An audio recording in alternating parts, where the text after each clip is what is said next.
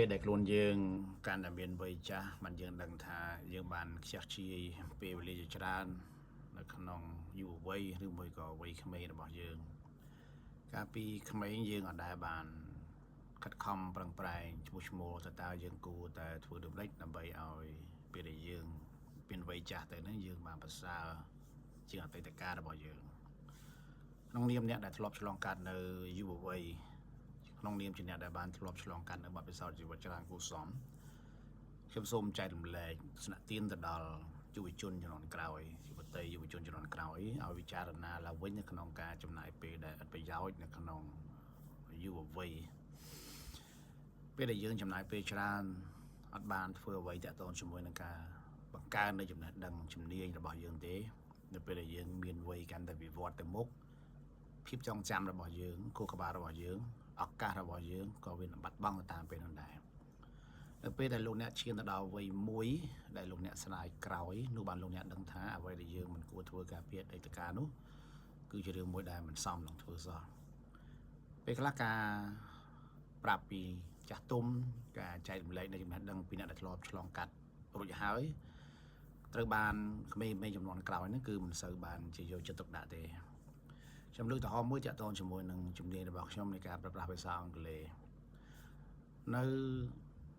តំបន់ដែលខ្ញុំរស់នៅនេះមានក្មេងៗដែលជាកូនអ្នកទូជាច្រើនអ្នកមធ្យមក៏មានច្រើនដែរក៏ប៉ុន្តែគាត់អាចបានរៀនឲ្យបានខ្លាំងទាក់ទងជាមួយនឹងភាសាអង់គ្លេសទេមានភាគតិចណាស់ដែលក្មេងៗនៅប្រុកភូមិខ្ញុំហ្នឹងគាត់បានរៀនអង់គ្លេសភាគច្រើនគឺគាត់បានរៀនទេតែភាគតិចតែបានរៀនអ្នកខ្លះក៏មានឱកាសបានទៅនៅក្រៅប្រទេសហ្នឹងទៅហើយចំពោះខ្ញុំបានព្យាយាមប្រើប្រាស់ការរៀនភាសាអង់គ្លេសនេះដោយសារតែគិតថាมันមានជំនាញអ្វីភាសាសម្រាប់ខ្ញុំទេសម្រាប់ការចាំជីវិតនៅពេលអនាគតអញ្ចឹងខ្ញុំចង់បញ្ជាក់ថា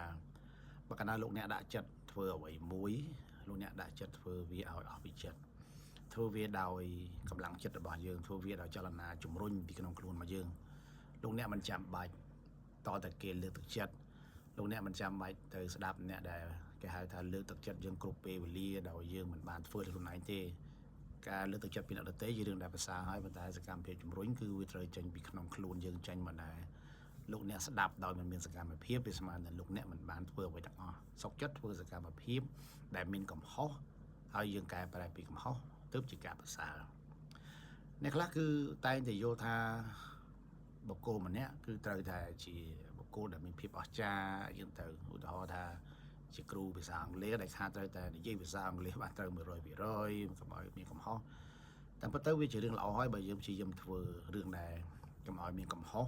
ប៉ុន្តែនៅក្នុងនាមយើងជាអ្នកបង្រៀនភាសាអង់គ្លេសដែលជាភាសាទី2វាតែងតែមានកំហុសតិចក្តីច្រើនក្តីវាតែងតែមានវាជារឿងធម្មតាក៏ប៉ុន្តែបើកាលណាយើងយល់ថាក្នុងនាមជាអ្នកអប់រំម្នាក់ដែលត្រូវតែអត់ខ្ចោះតែម្ដងជាមួយនឹងភាសាដែលមិនមែនជាភាសាទី2របស់យើងខ្ញុំគិតថាវាជារឿងដែលមិនត្រឹមត្រូវទេប៉ុន្តែក៏មិនប្រកាសថាឲ្យយើងត្រូវតែមានកំហុសដែរប៉ុន្តែតាក់ទងជាមួយនឹងកំហុសដែលពេលខ្លះវាតាក់ទងជាមួយនឹងការនិយាយដែលយើងមិនបានព្រៀងទុកការនិយាយដែលយើងមិនបានអានវាជារឿងមួយផ្សេងជួនកាលយើងមើលទៅដូចជាពូកែមើលទៅដូចជាអស្ចារ្យប៉ុន្តែជាក់ស្ដែងគឺជាអ្វីដែលគេបានរៀបចំទុកបើសិនជាយើងធ្វើការនិយាយដោយមិនមានការព្រៀងទុកឬក៏និយាយដោយការព្រៀងទុកដែរប៉ុន្តែយើងមិនបានព្យាយាមកាត់តវីដេអូរបស់យើងឲ្យបានច្រើនកង់នោះទេអញ្ចឹងយើងអាចដឹងថាតើសមត្ថភាពរបស់គ្រូម្នាក់ឬមួយក៏បុគ្គលម្នាក់ហ្នឹងគាត់អាចមានសមត្ថភាពកម្រិតណាអញ្ចឹងលោកអ្នកដែលជាអ្នកទស្សនាលោកអ្នកអាចកាត់ក្តីបានហើយ